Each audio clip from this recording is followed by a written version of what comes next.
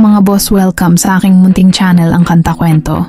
Marami na ngang umusbong na malulupit na babaeng gitarista sa henerasyon natin ngayon. Mga kakwento gaya na nga lamang nila ni Royal ng Thailand.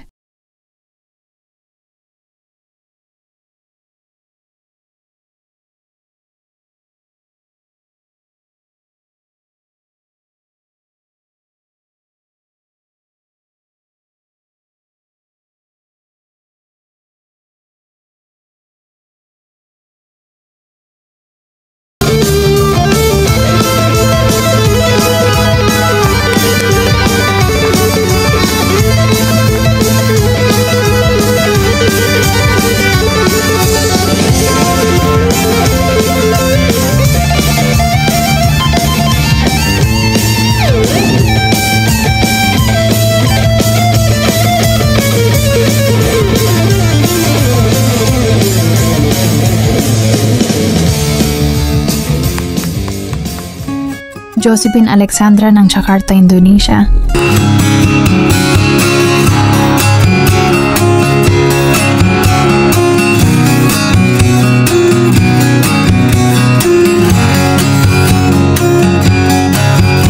Miyu Guitar Girl ng China.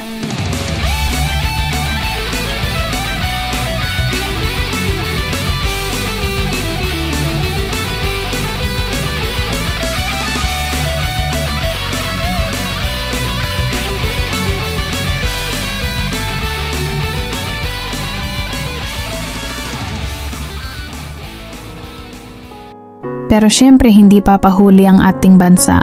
Kaya mga kakwento, samahan niyo ako kung sino ang pangtapat natin pagdating sa girl guitarist na. Mga bansang ating nabanggit, si Nisha ba ng Mission Souls o si Chen ng France Rhythm.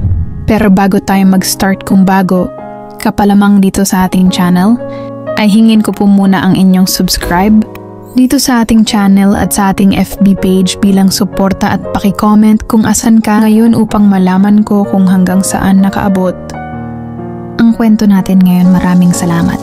Tara, panoorin natin at pag-usapan natin sa comment section mamaya kung sino ang inyong napili. Paalala, iba-iba ang ating panlasa, kaya igalang natin kung ano ang panlasa ng iba. Simulan na natin. Chen ng France Rhythm at Nisha ng Mission Souls.